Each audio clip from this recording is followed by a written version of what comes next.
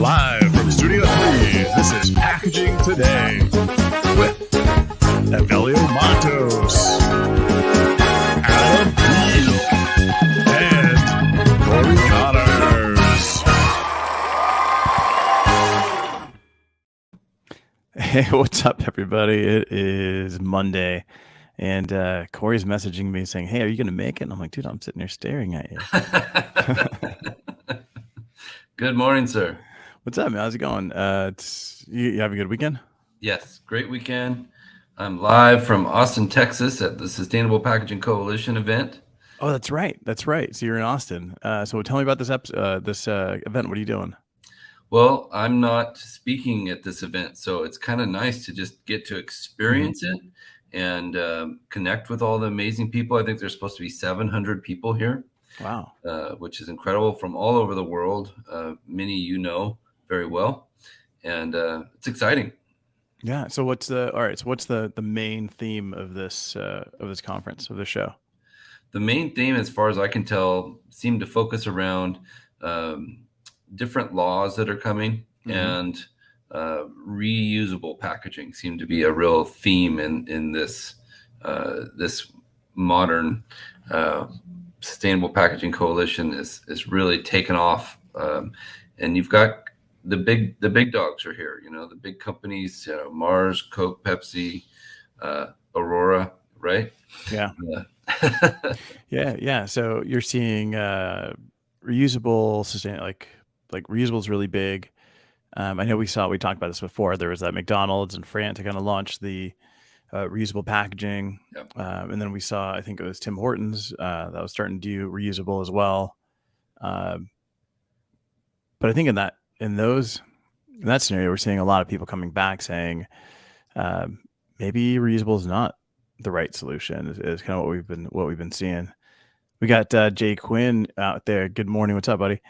So if you are watching this, enjoying your coffee, having French toast, whatever you got going on, let us know where you're watching from. We got Lumbani. He's coming in from Malawi.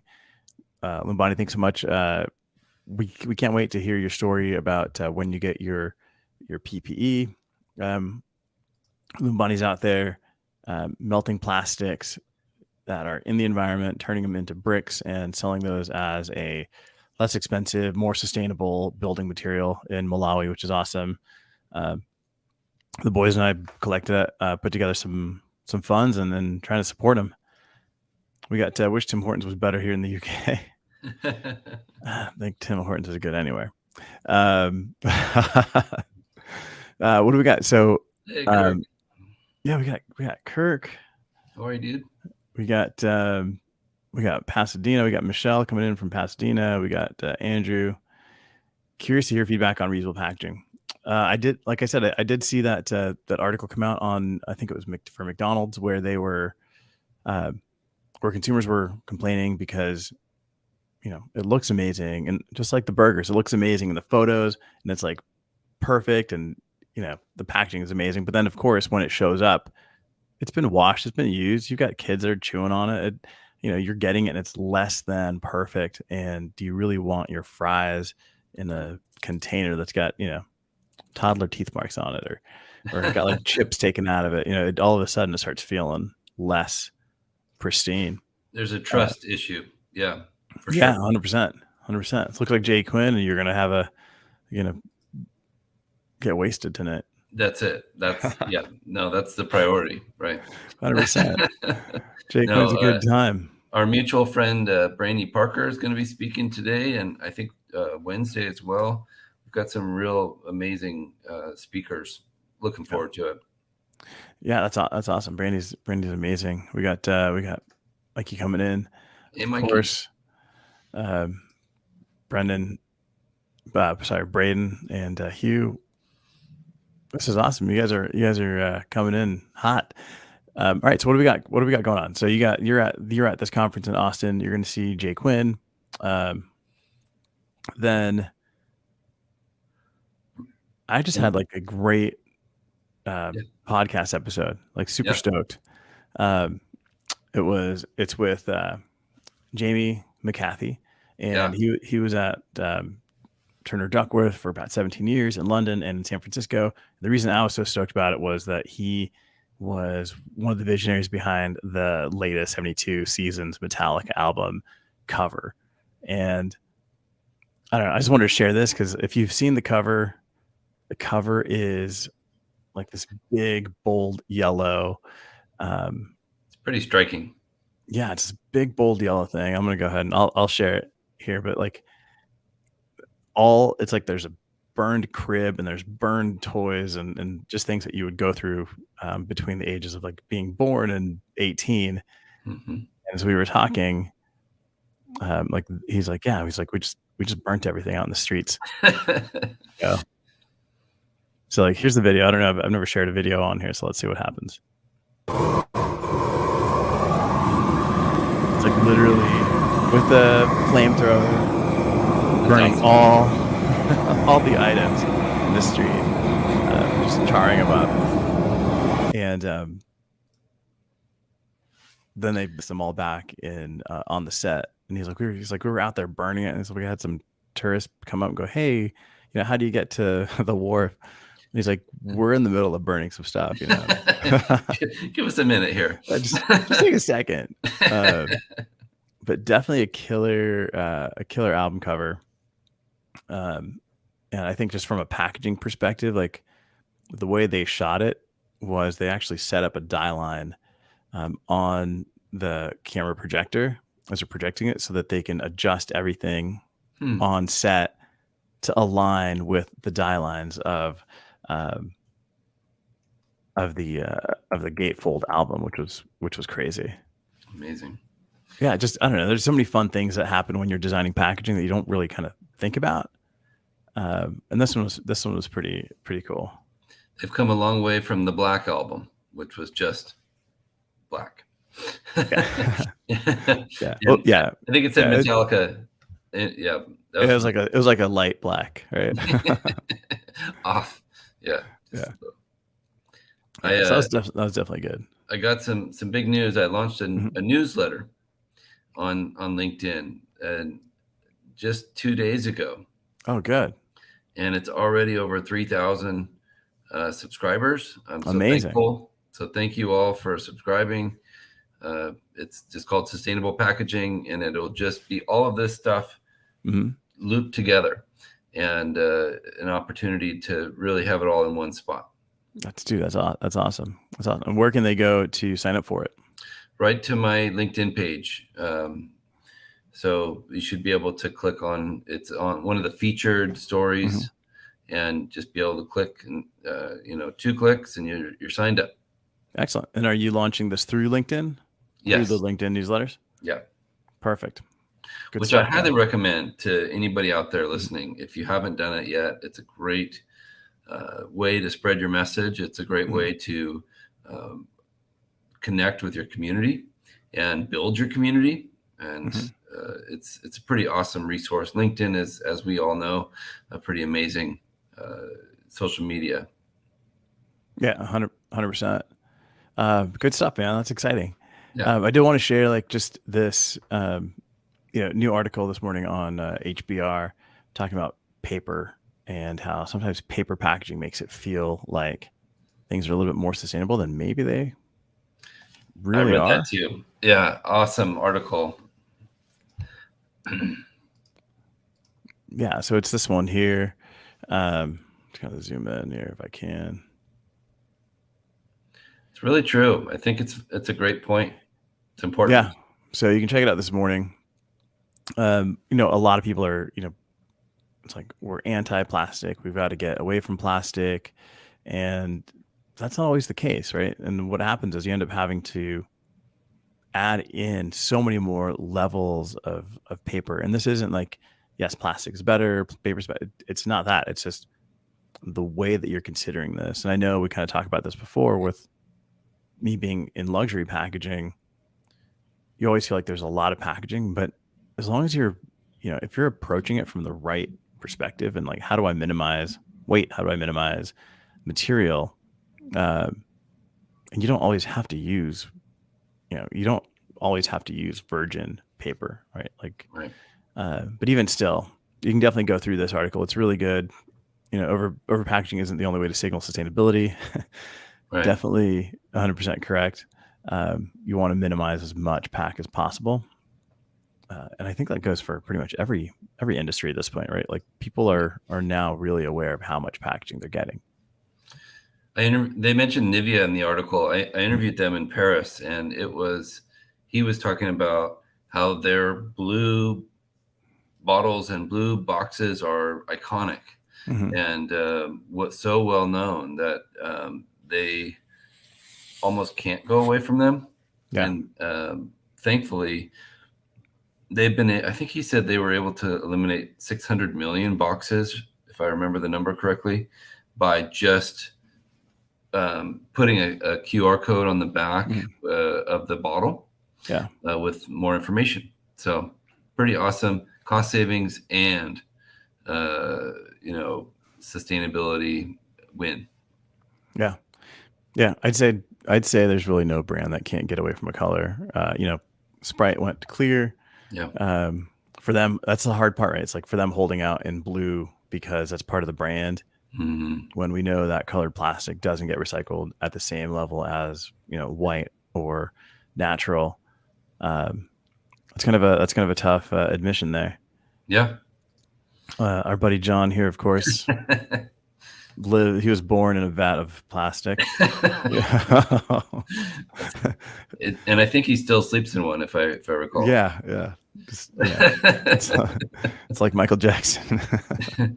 That guy's an awesome guy. Yeah, 100%. I did see this, wanted to share this on the dial line this morning.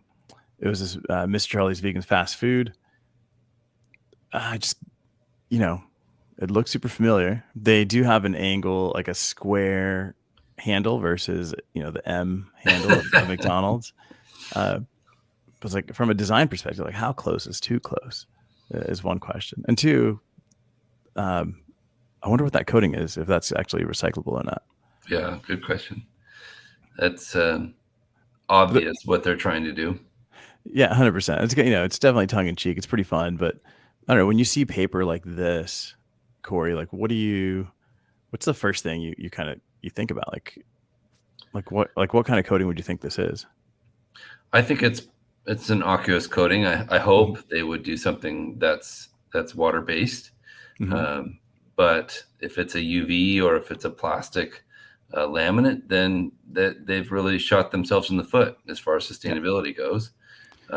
That's a big decision, and hopefully their manufacturer for their boxes explain to them how they can make it look beautiful and still be sustainable.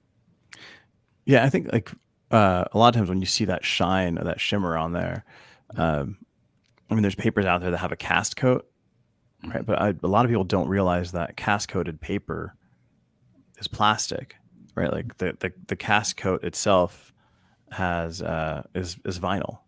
Yeah. And it looks great and it folds great and it doesn't crack, but not knowing, because you can like tear it, right? You can tear it. It's not like a film laminate.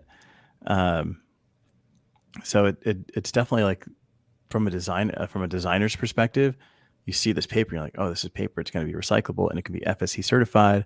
Yeah. But that cast coat like sells it, and then you realize later that it's plastic, and again, it's not necessarily the greatest thing. What are they going to do? They probably won't sue them. Aqueous coating screams fast food, not sustainable. I think they'll appreciate the PR. McDonald's has been struggling lately, if I recall. Oh, I've never seen those guys struggle. Well, I'll tell you what. I think they let go of a bunch of managers or something. I did have a cheeseburger from McDonald's last week. Like, I don't know why. I just caved. I did not feel good after that. Yeah. Was the ice cream machine broke? Probably. Those fries smell so good though. Like, they know what they're doing. They do, 100%, man. What else we got going on in packaging? So you're in Austin. You're not speaking. Are you recording anything there besides this? I'll just I'm just setting up. I'm building relationships, scheduling content for later. A lot of people that are here, I've been looking forward to having them on the podcast. The SPC is an incredible group, and I think if you're interested in sustainable packaging, you should be here. It is that important of a place to be. I'm excited for the event in Boston later this year. I think it's in September, if I recall. But anyways, they have a couple really amazing events each year. Yeah, we got Earth Day, don't we? Yeah, that was Saturday. Yeah, we didn't talk about that. And that's I launched my podcast or my newsletter the day before Earth Day. I thought that would be pretty appropriate. Yeah, no, that's awesome. Sustainable packaging. Yeah, I did see a bunch of posts coming up. I think the team over at Dip posted about how the whole Earth Day, it's been commercialized, which is completely the opposite of what it represents, right? And I think it makes a lot of sense tying back to the article here that we saw in terms of like just paper isn't adding more paper, throwing more paper to it doesn't necessarily make it more sustainable. So as packaging designers, if you're seeing stuff out there that's new materials, new processes, even like just new ways to package products, I mean, we'd love for you to share it and tag one or all three of us so we can share it next week. I know you got to get going, Cory, because you got something going on over there. Lots of things going on. Yeah, they jam-pack things full here to the point where you almost wish you could have somebody else go to other speakers and listen and record those for you, because there's so much. There's so many great presentations. I had to choose between them at least 3 different times where they have 4 all at the same time. So Paul Nowak and the team here do an awesome job. Yeah. Did you see any good Earth Day posts? I see Andrew Fraser here is asking what was the best one. For me, I thought it was actually Dips. Kind of spun it around. It's like, wait, maybe we don't need to be selling Earth Day the way that we're doing it today. Yeah, it feels like a Hallmark holiday and takeover. And it shouldn't. It should feel like this every day. We should all be interested in it all year. Yeah. Yeah. Headlines act as a festival. It's like a party now. It's like sell more stuff. I do want to share this one here before we go is if you check out the die line, how to sell sustainability to a client. I thought this was pretty good. They do a pretty good job of just like asking different questions. But I think, Cory, how do you sell sustainability to a client before we go here?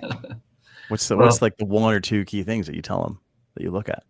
I think it's interesting where I'm at now. People are coming to me asking about sustainability. So it's not really something I have to sell. I'm just encouraging them along the path and guiding them towards a sustainable resolution. A lot of people are concerned that it's going to cost 10x and it's going to be huge setup fees and all these things. And you and I have both talked about this.